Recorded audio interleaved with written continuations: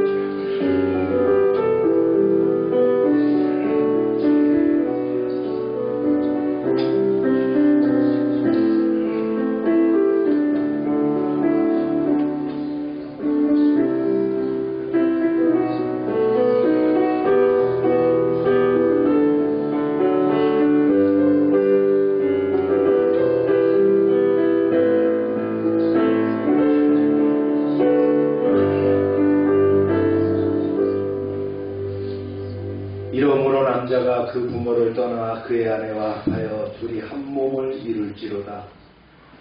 너희도 각각 자기 아내를 사랑하기를 자기 자신같이 하고 아내도 자기 남편을 존경하라.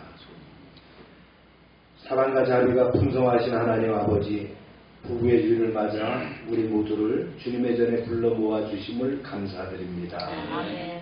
이 시간 결혼의 신비와 언약의 신비를 기억하며 남편과 아내로 만나 서로를 사랑하고 섬기게 하신 하나님의 섭리에 찬양과 경배를 드립니다. 아멘. 주님, 우리 가운데 함께 예배드리는 부부들에게 더욱 깊은 사랑과 이해, 용서를 허락하여 주셔서 주님 안에서 더 견고한 연합을 이루게 하옵소서. 아멘.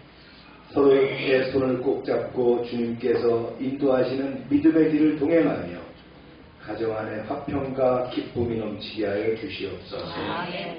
또한 주님, 사랑하는 배우자를 먼저 천국으로 보내고 이 땅에 홀로 남아 외롭고 슬픔 속에 살아가는 이들의 마음을 특별히 유하여 주옵소서. 아멘. 기억 속에 그 사랑이 아픔이 되지 않고 감사로 남게 하시고 아멘. 주님의 품에서 깊은 위로와 소망을 얻게 하소서. 아멘. 그리고 아직 결혼하지 않거나 홀로 살아가는 이들에게도 주님의 자비가 충만하게 임하게 하소서. 아멘. 이들이 사람의 사랑을 넘은 하나님의 사랑으로 날마다 위로하고 공동체 안에서 귀한 지체로 살아가게 하옵소서. 아멘. 오늘 예배가 모든 가정에게는 감사의 예배가 되고 모든 개인에게는 회복의 예배가 되게 하소서. 아멘. 처음부터 끝까지 성령께서 인도하시고 예수 그리스도 안에서 우리 모두가 하나 되어 하나님 나라를 향하여 나아가게 하옵소서. 아멘. 이 모든 말씀 우리를 사랑하사 십자가로 하나 되게 하신 예수 그리스도의 이름으로 기원하옵나이다. 아멘.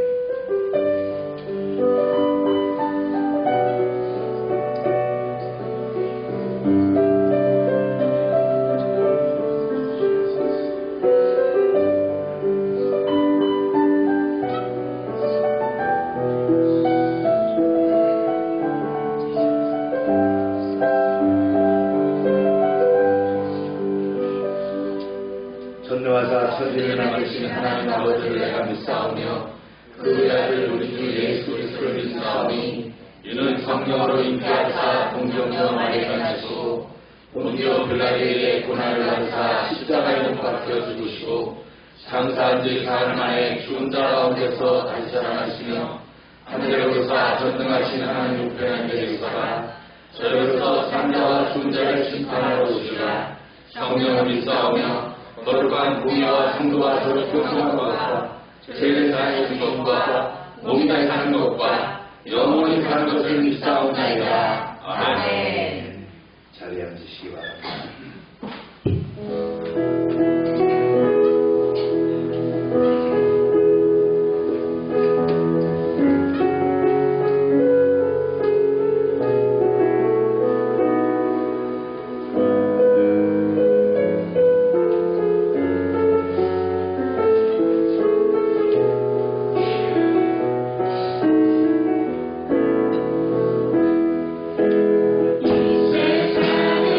세상을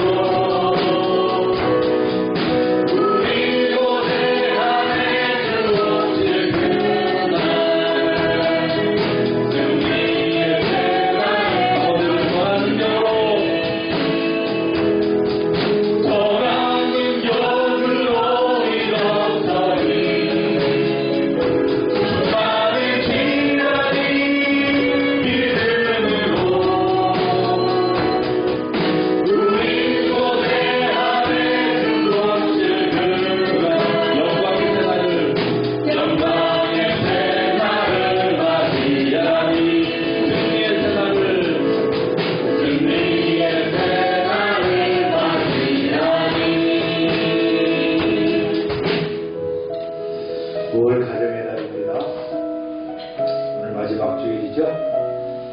우리가 사랑하는 가족들을 위해서 기도합시다. 한 사람씩 이름을 부르면서 기도하는 시간 되길 바랍니다. 주여 하고 기도합니다. 주여!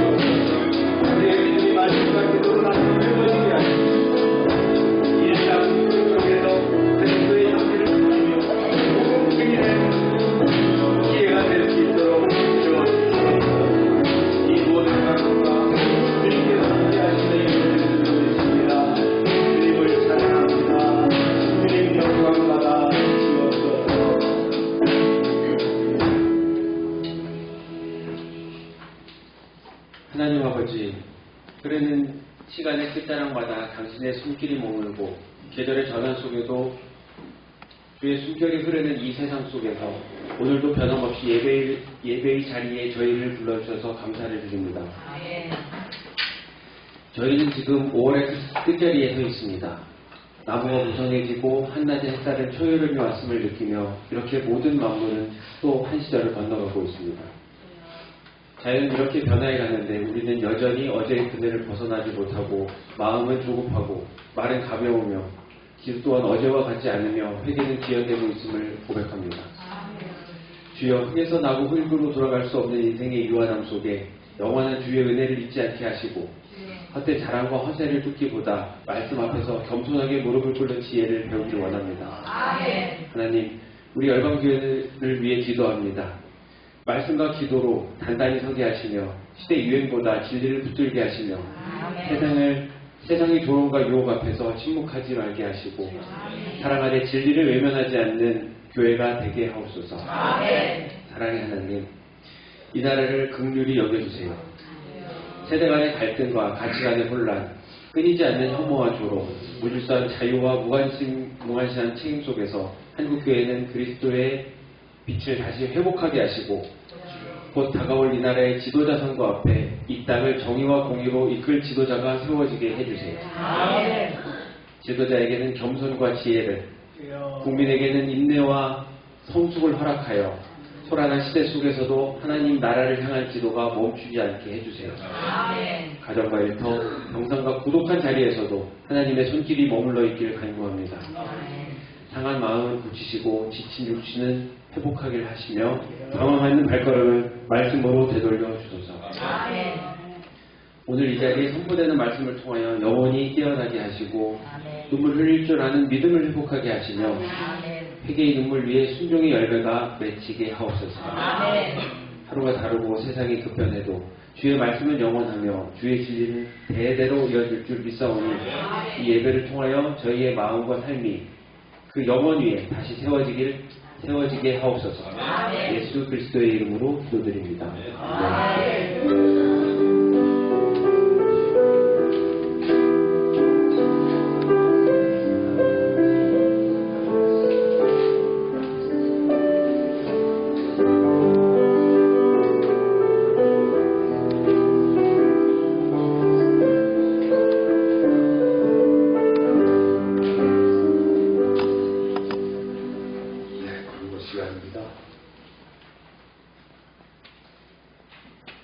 오늘이 부부주일이고요.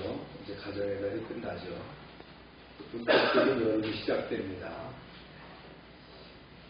우리가 기도에 충실하게 하시되 특별히 전도를 생활할 수 있도록 하시고요.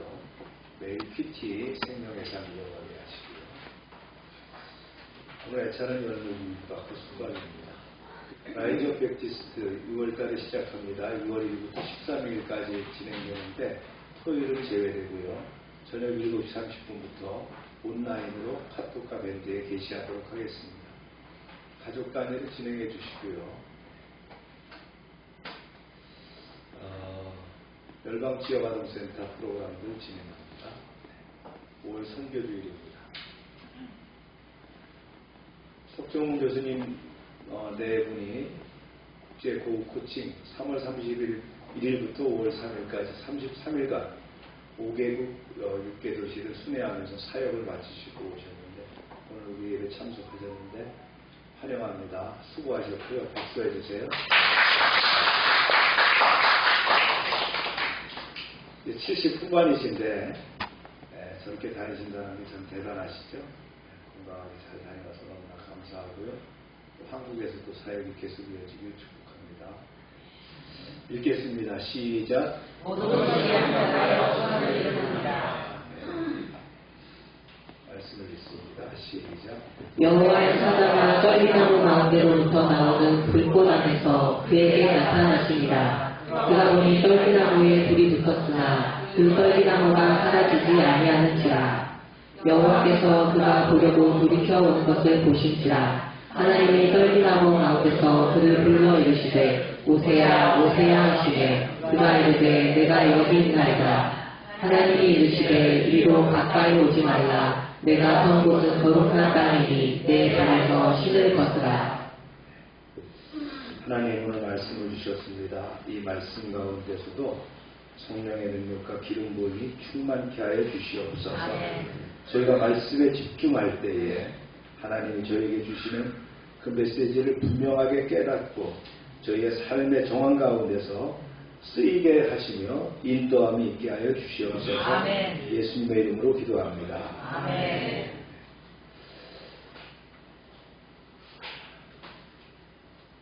목부 모세. 이제 직업이 모세는 목부가 됐습니다. 왕자에서. 미디안 땅에서 지내는 40년 동안 모세는 장인 이드로의 양치는 목자가 되었습니다. 모세 장인의 이름이 본명이 루엘이었지만 제사장이 되고 난 다음에 공식적으로 이드로라는 이름으로 불려지게 됩니다. 그날도 모세는 양떼를 이끌고 멀리 시내 광야의 산지 쪽으로 나갔습니다.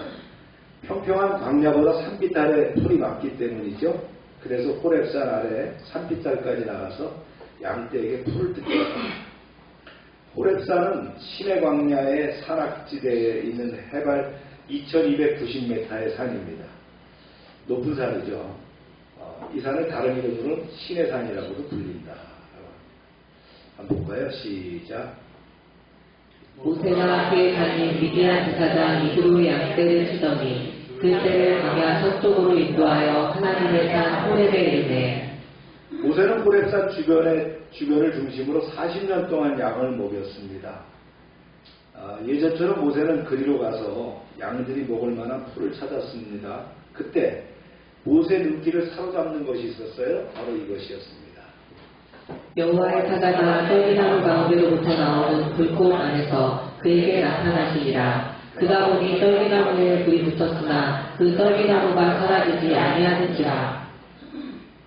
저게 뭐지? 저쪽 떨기나무 한 그루에 불이 훨훨 타고 있는 거예요. 그런데 신기하게도 계속 불타고만 있을 뿐 나무가 타서 없어지지는 않는 거예요. 살랑거리는 바람에 불길이 춤을 추었습니다. 신기한 광경에 모세가 혼자 중얼거렸어요. 이에 모세가 이르되 내가 돌이켜 가서 이 큰 광경을 보리라. 떨기나무가 어찌하여 타지 아니하는고 하니 그때. 참 이상하다. 왜 떨기나무가 불타 없어지지 않을까? 어디 한번 가서 봐야 되겠네. 그리고 다가갔어요. 떨기나무는 시내 광야 도처에 흔히 볼 수 있는 그 아카시아과에 속하는 가시 덤불입니다. 온통 가시투성이인 이 나무는 작고 볼품이 없지만 불이 붙으면 어느 나무보다도 아름답고 찬란했습니다. 떨기나무의 불꽃이 활활 타오르고 있었어요. 이것이 뭐예요? 하나님의 임재를 나타내는 초자연적인 영광의 불꽃이었습니다. 하나님이 모세를 만나시려고 떨기나무의 그 타오르는 불꽃 가운데 찾아오신 거예요. 하나님이 모세가 가까이 다가오는 것을 보시고 가까이 이르자 이 떨기나무 불꽃 가운데서 모세를 부르십니다. 다정하고 아주 긴급하게 부르셨습니다. 시작. 여호와께서 그가 오려고 돌이켜 온 것을 보신지라. 하나님이 떨기나무 가운데서 그를 불러 이르시되 모세야 모세야 하시되 그가 이르되 내가 여기 있나이다. 모세야 모세야 그랬어요. 네, 제가 여기 있습니다. 모세는 깜짝 놀라서 땅바닥에 엎드리면서 반사적으로 대답했습니다. 그러자 하나님이 모세에게 말씀하시죠. 보세요. 하나님이 이르시되 이리로 가까이 오지 말라. 내가 선 곳은 거룩한 땅이니 내 발에서 신을 벗으라. 또 이르시되 나는 내 조상의 하나님이니 아브라함의 하나님, 이삭의 하나님, 야곱의 하나님이니라. 모세가 하나님 배우기를 두려워하여 얼굴을 가리네. 고대 중근동사에서 신발을 벗는 행위는 상대방에 대한 존경과 복종의 의미입니다. 그래서 당시 종들은 신발을 신지 않았어요. 신발을 벗으라는 그 하나님의 명령은 너무나 당연했죠. 하나님이 임하여 계신 곳이 거룩한 곳이기 때문에 세상에 온갖 더럽고 부정한 것들이 묻어있는 신발을 신고 있을 수 있겠는가 하는 거예요. 모세는 얼른 신발을 벗은 뒤에 하나님을 뵙기를 두려워서 얼굴을 가렸습니다. 그리고는 얼굴을 땅에 대고 두려워하며 엎드려 있었습니다. 그럼 모세를 향해서 하나님이 계속 말씀하십니다. 시작. 여호와께서 이르시되 내가 애굽에 있는 내 백성의 고통을 분명히 보고 그들이 그들의 반역자로 말미암아 부르짖음을 듣고 그 근심을 알고. 애굽. 이제는 아득히 옛날 일이 돼서 까맣게 잊어버렸는데 하나님의 말씀을 들으니 애굽 생활이 생생하게 되살아났습니다. 지금쯤 부모와 형제들은 어떻게 지냈을까? 하나님은 모세에게 계속 말씀합니다.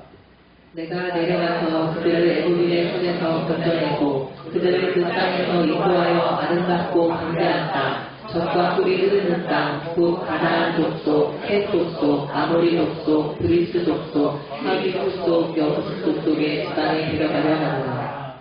하나님께서 이스라엘 백성을 데리고 가시겠다는 가나안 땅은 일찍이 조상 아브라함이 약속해준 땅입니다. 모세도 미디안에 살면서 문득문득 가나안을 가고 싶었어요. 그런데 시간을 낼 수 없잖아요. 양을 치기 때문에. 홀몸도 아니죠. 이미 한 여인의 남편이고 두 아이의 아버지였어요. 하나님은 계속 말씀하십니다.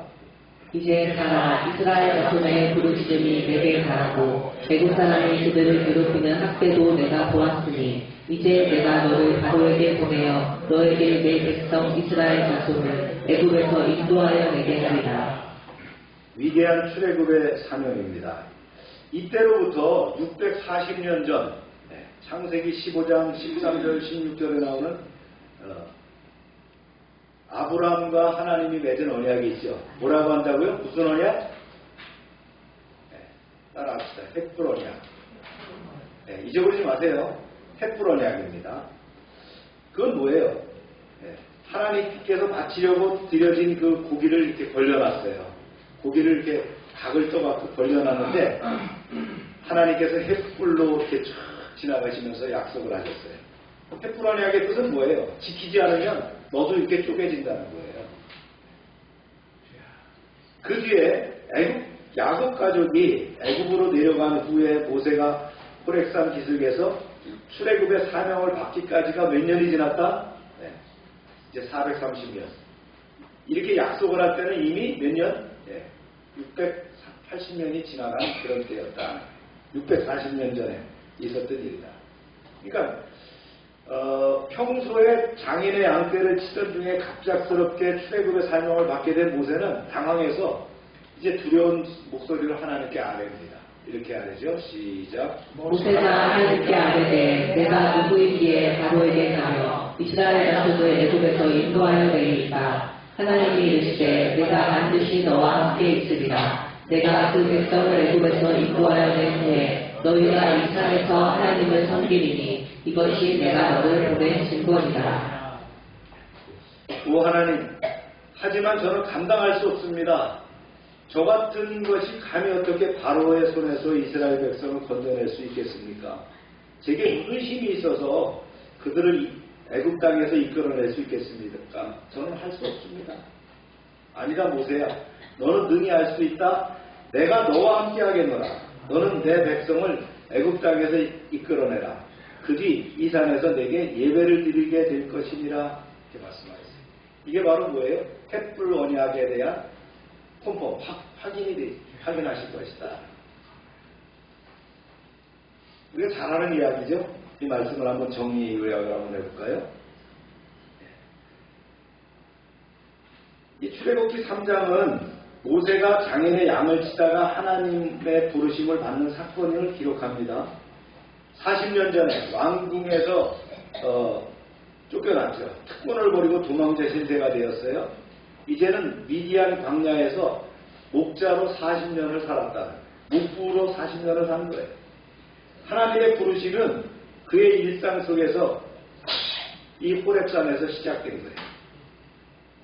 이는 하나님의 성령은 평범한 삶 속에서도 초자연적인 방법으로 임할 수 있음을 보여주는 사건이었다. 떨기나무가 불타되 사라지지 않는 현상은 하나님의 임재를 상징합니다. 이는 하나님의 불이 소멸시키는 파괴적인 불이 아니라 정결케 하고 우리를 깨끗게 하는 그 영광의 불임을 시사합니다. 초라한 떨기나무가 불타서 아름답게 변한 것, 이게 모세의 모습이며 이스라엘의 모습이기도 하다. 모든 인생에게 하나님의 불이 임하면 이런 거룩한 도구가 될 수 있습니다. 하나님은 모세에게 신을 벗으라고 명령하셨어요. 거룩하심을 강조한 거죠. 하나님의 임재 앞에 사람은 자신의 더러움을 내려놓고 겸손하게 서야 됩니다. 모세는 하나님의 음성을 듣고 얼굴을 가리며 두려움 속에 반응합니다. 이는 참된 소명은 경외심과 함께 시작됨을 보여주는 거예요. 하나님은 그 백성을 고통을 보았고 그들의 부르짖음을 들었다라고 선언하셨어요. 하나님은 멀리 떨어진 신이 아니라 백성들의 눈물과 고통 속에서 함께 하시는 분입니다. 네, 요즘 우리 텔레비에서 틀기만 하면 이런 얘기 나오죠. 누가요? 대선 주자들이 그러죠. 네, 백성들의 그 어려움과 함께 하겠다. 고통 속에 내가 있겠다. 그런데 진짜인지 모르겠어요. 하나님은 이 고난의 시간에도 침묵하지 않으시면서 정해질 때에 구원의 손을 내미시는 분이다. 그래서 하나님은 모세를 바로에게 보내서 이스라엘 백성을 이끌어내라고 하십니다. 하지만 모세는 자신이 부족하다고 느껴서 회피하죠. 하나님은 말씀하시죠. 반드시 너와 함께 있으리라. 이는 사명을 주실 때는 인간의 능력이 아니라 하나님이 동행하겠다라는 그런 교훈입니다. 이 말씀을 정리해보면 그렇습니다. 하나님의 소명은 평범한 삶 속에서 초자연적인 방법으로 임할 수 있다는 거예요. 무가치하게 느끼는 인생도 하나님의 불이 임하면 거룩한 도구가 됩니다. 참된 소명은 경외심과 함께 시작되는데 하나님은 고단의 시간에도 침묵하지 않으시면서 정해진 때에 구원의 손을 내미시죠. 그래서 사명은 인간의 능력이 아니라 하나님의 동행으로 이루어진다. 할렐루야. 네. 오늘의 말씀을 적용해보고 통찰해보면 좋습니다. 네, 모세의 소명이거든요. 소명은 뭡니까? 하나님께서 우리를 부르셔서 하나님의 일을 맡기시는 것을 소명이라고 합니다. 우리는 흔히 소명은 특별한 사람, 목회자나 선교사님들에게만 해당된다고 생각합니다. 그러나 성경은 모든 믿는 자가 하나님의 부르심을 받은 존재라고 말하죠. 에베소서 4장 1절에 그랬어요. 너희가 부르심을 받은 일에 합당하게 행하라. 말씀처럼 모든 성도는 자신의 자리에서 하나님의 소명에 응답해야 할 부름받은 자들이라는 거예요. 다시 한번 마음에 새깁시다. 우리는 소명자다. 할렐루야. 출애굽기 3장은 모세가 하나님의 소명을 받는 장면이거든요. 이 장면을 통해서 하나님은 사람을 부르실 때 어떤 과정을 통해서 하느냐? 그를 준비시키시고 은혜를 베푸시고 계시를 가운데 부르신다는 거예요. 세 가지로 정리하는 거예요. 하나님의 준비, 하나님의 은혜, 하나님의 계시거든요. 먼저 하나님의 준비입니다. 하나님은 아무 준비 없이 우리를 부르시지 않아요. 모세도 부르실 때 두려웠어요. 아무 준비가 없이 부르시는 줄 알았어요. 부르심 앞에는 반드시 뭐가 있다고요? 네, 준비의 시간이 있었다. 두려워할 필요 없어요. 하나님께서는 모세를 부르시기 전에 세 가지를 준비하셨습니다. 그게 첫 번째가 뭐예요? 때를 준비하셨다. 출애굽기 2장 23절에 보면 여러 해 후에 애굽 왕은 죽었고 이스라엘 자손은 고된 노동으로 말미암아 탄식하며 부르짖으니라 라고 기록합니다. 애굽 왕의 죽음은 단지 정치적 변화만이 아닙니다. 하나님께서 이스라엘의 출애굽을 위한 구원의 때를 예비하셨음을 의미하는 거예요. 그렇죠? 전도서 3장 1절에 보면 범사에 기한이 있고 천하만사에 다 때가 있다라고 했어요. 하나님은 그분이 정하신 때를 따라서 일하시는 분이다. 아멘입니까? 우리가 인생에서 타이밍을 잘 맞추는 게 중요합니다. 네. 믿음으로 올바른 그 결정을 할 줄로 믿습니다. 네. 성령의 나타남과 능력과 인도로서 우리가 이 타이밍을 잘 맞춰야 됩니다. 그러면서 어떻게 돼? 늘 말씀과 기도 가운데 살다 보면 그 타이밍을 딱 맞출 수가 있다. 타이밍을 놓치면 어떻게 돼요? 모세처럼 40년 광야 생활이 필요하다. 할렐루야. 두 번째, 이스라엘 백성의 열망을 일으키셨다. 해방의 열망을 일으키셨어요. 창세기 15장 16절 헷브론에게서 말씀하시죠. 네 자손은 4대 만에 이 땅에 돌아오리라. 여기서 4대는 100년을 얘기한 거였어요. 한때가 100년이었어요. 하나님의 시간표 안에서 이루어진 것이에요. 출애굽기 3장 7절에 하나님은 그들의 부르짖음을 들으셨고 그들의 고통을 알고 계셨어요. 고통과 신음은 곧 하나님의 구원의 개입을 예비하는 신호입니다. 그래서 우리가 기도할 때, 우리가 부르짖고 기도할 때 어떻게 합니까? 하나님께서 어떻게 합니까? 소망과 열망의 물꼬를 여시는 것이다. 할렐루야. 그 다음 또 어떻게 준비시켰어요? 네, 모세를 준비시켰다. 때를 준비시키시고 이스라엘 백성을 준비시키고 모세를 준비시키셨어요. 모세는 40년간 미디안 광야에서 목자로 살았습니다. 애굽에 앉아 살던 그에게 목자는 가장 낮은 자리에 있는 거였어요.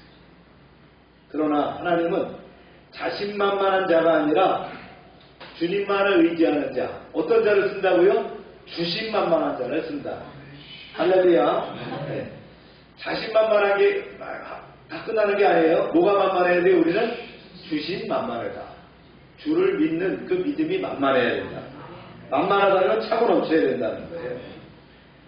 광야의 낮아짐을 통해서 모세는 자기를 의지하던 삶에서 하나님을 의지하는 삶으로 전환됩니다. 출애굽기 2장 22절에 보면 그의 첫 아들을 낳을 때 게르솜이라고 그랬어요. 나그네거든요. 내가 이방의 나그네구나. 여기에 뭐가 포함되어 있어요? 낙심, 절망, 그렇죠. 그런 것이 포함되어 있어요. 그런데 훗날에 그가 또 고백할 때에 18장 4절에 보면 둘째 아들은 뭐라고 지었어요? 엘리에셀. 하나님이 나를 도우사 바로의 칼에서 구원하셨다. 변했죠. 40년이 지나면서 첫째 아이들을 낳고 둘째 아들을 낳고 하면서 변해가는 거예요. 아, 하나님이 나를 이 길을 예비하셨구나. 요셉도 처음에는 원망했을 거예요. 근데 종살이 10년, 감옥살이 3년 하면서 뭘 생각했어요? 아, 하나님이 나를 이곳에 보내셨구나. 그 다음에 더 큰 뜻이 있겠구나라는 것을 알게 되었다. 그래서 자기 두려워하는 형들한테 고백하지 않습니까? 두려워하지 마세요. 하나님께서 나를 이미 이곳에 보내셔서 우리의 가족들을 맡게 하셨습니다. 할렐루야. 지금도 우리가 광야를 걷고 있다면 그것은 부르심의 전 단계일 수도 있다는 거예요. 이 시간은 결코 낭비가 아닙니다. 하나님의 때, 하나님의 방식, 하나님의 사람으로 준비하게 한 훈련장인 줄로 믿습니다. 대부분 여러분들은 저하고 오랜 신앙생활을 같이 해왔습니다. 제가 여러분들의 모습에서 바로 이런 것들을 봅니다. 하나님이 준비하시는 때가 있었고 이제 막 들어 쓰시는 때도 있다. 하나님의 때, 하나님의 방식, 하나님의 사람으로 준비하기 위한 훈련이었다. 할렐루야. 그 다음에 이제 좀 크게 두 번째죠. 하나님은 은혜로 준비하신다. 은혜를 주신다. 은혜가 있어야 되겠죠. 하나님의 준비된 자를 부르시기 전에 반드시 뭘 주신다고요? 은혜로 채워주시는 거예요. 우리만의 어떤 노력과 열정, 열심, 운이 좋아서 이게 아니에요. 하나님의 부어주시는 은혜가 있다는 거예요. 할렐루야. 첫 번째, 이스라엘 민족에게 주신 은혜가 있어요. 애굽의 학대 속에서도 이스라엘 백성은 계속 어떻게 합니까? 번성했다라고 합니다. 출애굽기 1장 12절에 보니까 학대를 받을수록 더욱 번성하여 터져갔더라. 팽이는 어떻게 해요? 때리면 때릴수록 더 빨리 돌죠. 그렇게 했다는 거예요. 고난은 끝이 아니며 하나님의 보호하심은 고난의 한복판에서 임한다는 거예요. 이스라엘은 은혜 아래서 보존된 민족이었습니다. 애굽의 고센 땅, 이 삼각주 지역은 아주 기름진 곳이라서 목축하기가 좋은 곳이었죠. 그곳이 어디였어요? 이스라엘 그 백성들에게 있어서는 엄마의 자궁과 같았다 그랬어요. 엄마의 자궁에서 아이가 크듯이 10달 커서 나오듯이 이제 태아가 자라듯이 말이죠. 70여 명의 그 야곱의 후손들이 거기서 어떻게 됐어요? 부족을 넘어서서 나라가 됐다. 200만 명이 넘는 그러한 한 나라를 이룰 수 있도록 키웠다. 만약에 그들이 가나안 땅에 있었다면 그 6분족이 있는 그 가나안 땅에 있어서 어떻게 했어요? 이놈이 치고 저놈이 치고 또 이것 따라가고 저것 따라가다 결국은 이런 민족을 이룰 수가 없었다. 이게 하나님의 은혜가 아니었느냐. 두 번째는 모세에게 임한 은혜입니다. 미디안의 광야 40년 생활은 모세는 잊혀지고 있었어요. 모세 자신도 자신의 미래를 포기했을 겁니다. 그러나 모세를 잊지 않으신 분은 오직 하나님이셨다. 하나님은 보이지 않게 모세를 착실하게 훈련을 시키셨다는 거예요. 우리가 구원받고 나서 돌이켜보면 하나님의 은혜가 함께 했음을 알게 됩니다. 저도 사회 독자로 커서 어머니와 누나들의 그 과보 속에서 아주 유약한 어린 시절을 보냈어요. 저희 강원도 춘천은 그 소양강이 가까워요. 걸어가면 소양강이 있거든요. 근데 늘 어머니와 누나들이 통제했어요. 저 강에 못 가도록. 그래서 제가 어릴 때 수영을 못 배웠어요. 유년 시절 저에게 유일한 취미가 뭐냐면 책을 읽는 거였어요. 이제 누나들이 이제 학교를 졸업하고 이제 직장 생활을 하게 되니까 그 당시에는 이제 직장에 가면 책을 월부로 사게 했어요. 우리 사모님은 한국에서 직장 생활해서 모르시죠? 한국에 직장 생활하면 이 월부 책 장사가 옵니다. 그래갖고 월부 책을 줘요. 그리고 뭔가 집에 좀 있어 보이려면 뭐가 있어야 돼요? 책이 있어야 돼요. 그래갖고 우리 집에 책이 누님들이 말이죠. 누님 넷이니까 돌아가면서 책을 사다 놓으니까 얼마나 많겠어요. 그래서 한국에 웬만큼 사는 집에는요. 브리테니카가 다 있었어요. 기억하십니까 여러분들? 네. 우리 누님 집에들 가보면 브리테니카가 있어요. 그러니까 외국 사람들이 보면 깜짝 놀라는 거예요. 아니 왜 세계적인 그 사전 브리테니카를 그 비싼 거를 말이죠. 그게 수백만 원씩 했거든요. 그런 걸 사놓으면. 저 어렸을 때 저는 그런 책들을 봤습니다. 현대문학, 한국문학, 외국문학 이런 책들을요 봤어요. 그게 아는지 모르는지 뭐 지디의 좁은 문이 뭔지 모르고 그 톨스토이의 그 책들이 뭔지 모르면서 무조건 읽었어요. 근데 나중에 보니까요 그 책이 저한테 굉장히 도움이 되더라고요. 중고등학교 다니면서 또 보니까 전부 제가 읽었던 책들을 얘기하고 있는 거예요. 그래서인지 지금도 하루 종일 책을 읽고 말씀 연구하고 기도하는 생활이 저에게는 무리가 없습니다. 종일 앉아 있어도 될 정도로 그게 아마 그 어릴 때 훈련받지 않습니다. 또한 젊은 시절 제가 장교 생활하면서 배운 기율과 전략 전술, 공동체의 삶은 목회를 하면서 여러 가지 유용하게 적용됩니다. 이렇게 하나님은 은혜를 통해서 우리를 훈련시키시고 준비시킨다는 거예요. 그냥 하는 게 없어요. 다 이유가 있으신 거예요. 그래서 바울은 뭐라고 고백했습니까? 나의 나된 것은 하나님의 은혜입니다. 바로 모세를 이렇게 훈련시키셨다는 거예요. 그래서 하나님의 은혜. 준비 뒤에는 뭐예요? 꼭 은혜의 역사가 있었다. 할렐루야. 네, 오늘 또 세 번째 말씀입니다. 하나님이 준비시키시고 은혜를 주시고 마지막으로 결정적인 타이밍에 자신을 나타내 보십니다. 리벌레이션, 계시하시는 거예요. 그러면서 소명이 시작됩니다. 하나님의 계시는 모세에게 세 가지로 보이셨어요. 그 첫 번째, 어떻게 보이셨느냐? 모세는 평범한 날에 늘 하던 일을 하던 중에 하나님을 만났습니다. 이것은 매우 중요한 진리입니다. 우리는 보통 특별한 장소, 기도원, 또 삼각산 이런 데 올라가야 기도해야만 계시를 받는 거라고 생각합니다. 물론 하나님은 그렇게 부르실 수도 있지만 그러나 하나님은 많은 경우 어떻게 합니까? 평범한 환경, 평범한 삶의 현장에서 우리를 부르신다는 거예요. 성경을 보면 이것이 보편적인 부르심의 방법이에요. 예수님도 어떻게 부르셨어요? 베드로를 고기 잡는 자리에서, 마태는 세리 일을 하는 자리에서 부르셨어요. 모세가 그의 장인 미디안 제사장 이드로의 양을 치더니 3장 1절 말씀이에요. 모세는 일상에서 양을 치다가 부르심을 받습니다. 날마다 하는 일, 날마다 보던 나무, 그런데 어느 날 이상한 것은 그 떨기나무에 불이 붙었는데 타지 않고 그대로 있다는 거예요.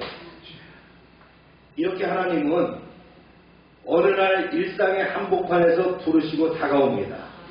평범함 속에서 느낄 수 있는 어떤 비범한 방법으로 부르신다는 거예요. 보통 하나님은 그런 식으로 나타난다. 그래서 우리는 어떻게 늘 준비되어야 됩니다.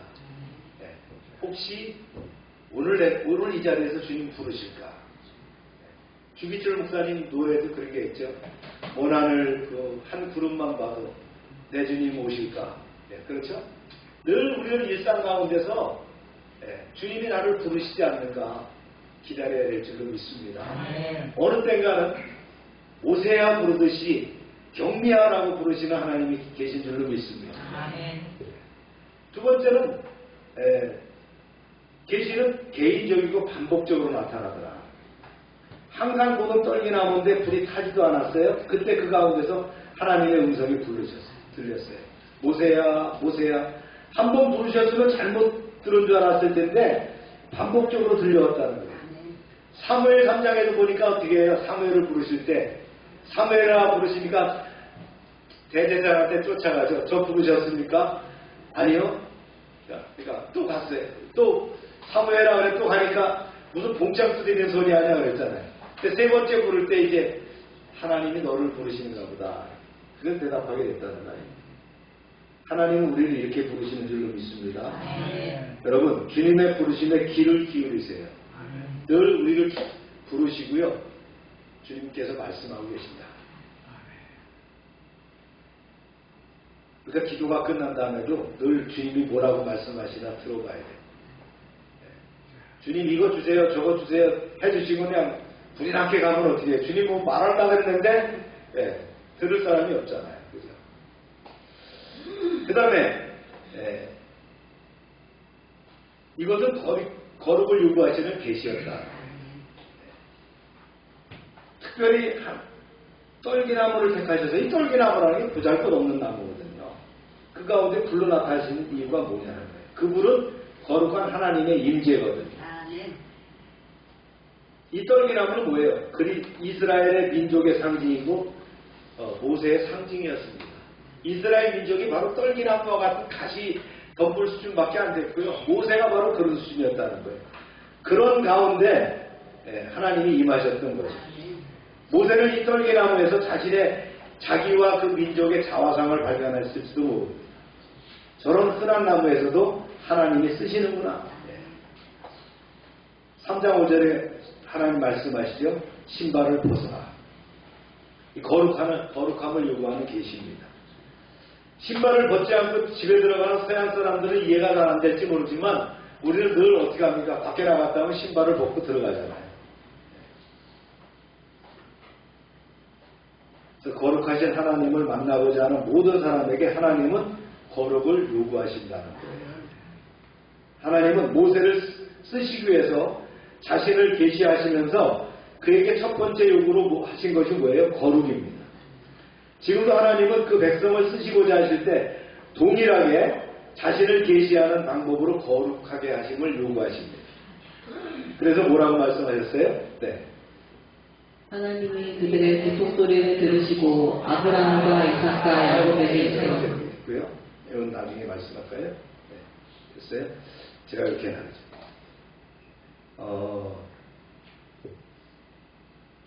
거룩에 대해서 조금 더 부연해서 좀 말씀을 드릴게요. 우리가 거룩 그러면 좀 두리뭉실한 개념으로 들릴 수 있어요. 그죠? 거룩은 히브리어로 카더시, 헬라어로 하기오스입니다. 그런데 이 본 뜻은 뭐냐면요. 따로 떼어놓는다. 그래서 이거를 이제 정리해보면 어원적으로는 구분되었다. 구별되었다, 따로 떼었다. 이게 어원적으로 본다면 본질은 뭐예요? 거룩은 누구의 속성이죠? 하나님의 속성이다. 대상은요, 장소를 거룩하게 하실 수도 있고요, 사람을 거룩하게 하실 수도 있고요, 시간이나 물건을 거룩하게 하실 수도 있다. 우리의 이 예배 시간이 하나님께 드리는 거룩한 때인 시간인 줄로 믿습니다. 그러니까 윤리적으로는 도덕적인 순결과 의로운 삶을 거룩이라고 정의할 수가 있고요. 관계적으로는 하나님께 속한 것을 거룩이라고 할 수 있다. 그래서 그 성도들의 거룩한 삶의 그 실제 예를 보면 말과 행동에 있어서 말은 어떻게 해요? 욕설이나 비방, 험담을 떠나는 것이 되겠죠. 행동은 어떻습니까? 음행과 탐욕을 멀리하는 거예요. 그리고 섬김과 사랑을 실천하는 것. 이것이 바로 거룩이라고 볼 수 있다. 우리가 이걸 적용했을 때 이렇게 볼 수 있다는 거예요. 그래서 거룩은요, 율법적인 억압이 아니라 자유로운 삶의 방향이다.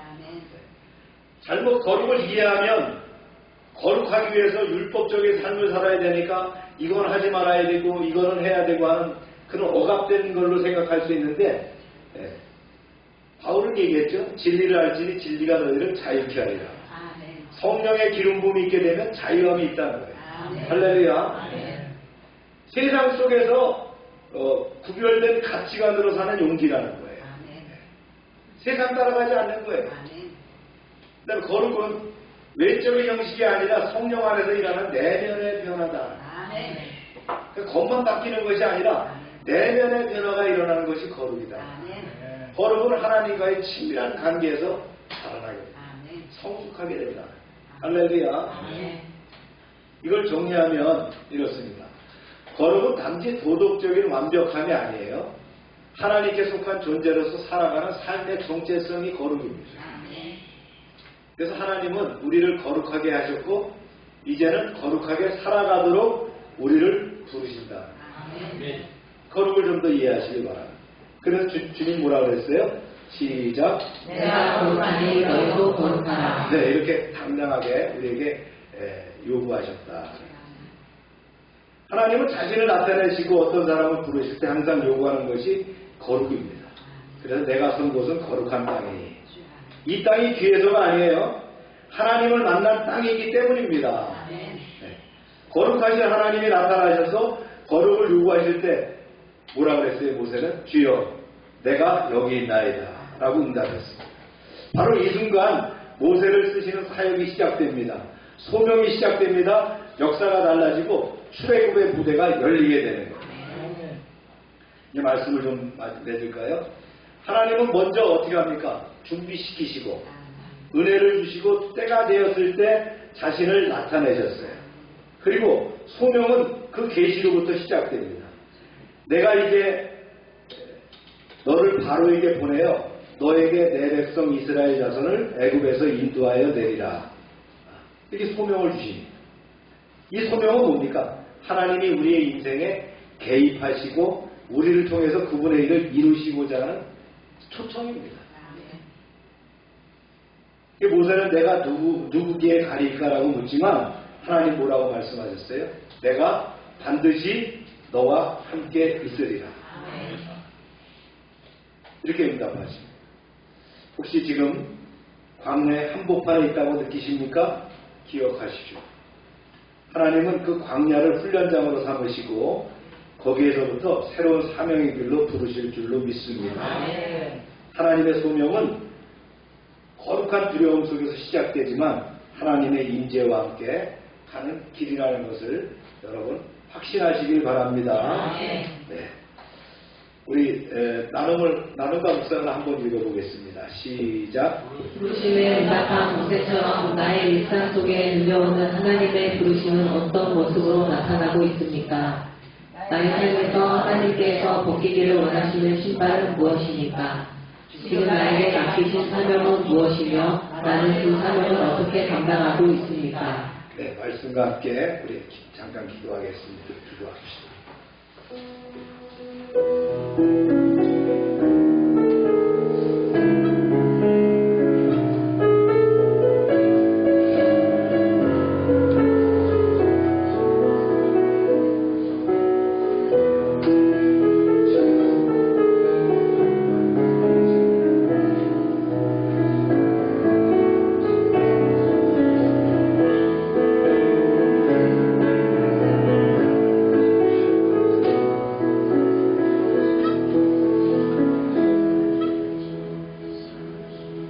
하나님 아버지, 오늘도 모세를 부르셨던 거룩한 호렙산처럼 우리가 우리의 평범한 일상 가운데 임하셔서 우리의 음성으로 또 주님의 음성으로 우리를 깨우쳐 주심에 감사를 드립니다. 주님, 우리는 때때로 내가 누구기에라는 두려움 속에 주저하며 자격 없음에 무게에 눌릴 때가 있습니다. 그러나 오늘 말씀 가운데 내가 반드시 너와 함께 있으리라는 주의 약속을 의지해서 다시 일어서기를 원합니다. 이 시간 우리 안에 교만과 불신, 두려움을 내려놓고 주님의 부르심 앞에 신을 벗고 엎드립니다. 거룩하신 하나님, 우리를 사용하시되 주의 임재 가운데 날마다 변화되고 순종하게 하소서. 이 광야 같은 세상에서도 주님의 불꽃이 우리를 비추고 주의 뜻을 이루는 도구로 살아가게 하소서.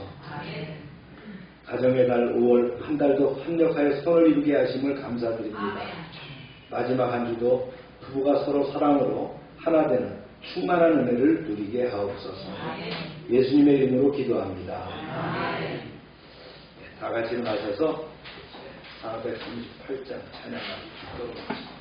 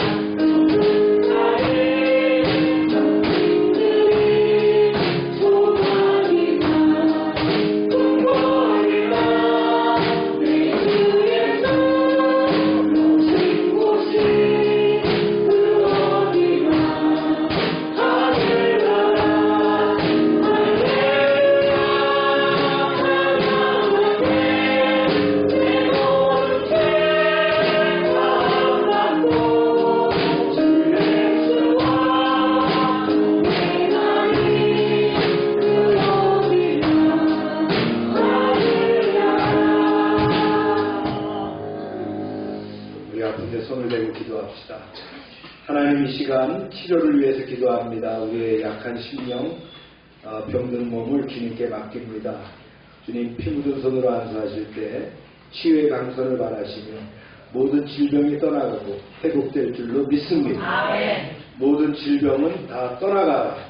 병의 근원은 마르고 깨끗하게 될지어다. 아멘. 더럽고 추한 것들은 다 떠나갈지어다. 아멘. 이 시간 역사하셔서 우리를 치료하시고 회복시키시고 주님께 영광 돌리는 인생이 되게 하여 주시옵소서. 아멘. 날마다 넘치게 하시는 구원의 은총에 감사드리며 저에게 주신 물질을 이제 정한 대로 주님께 드립니다.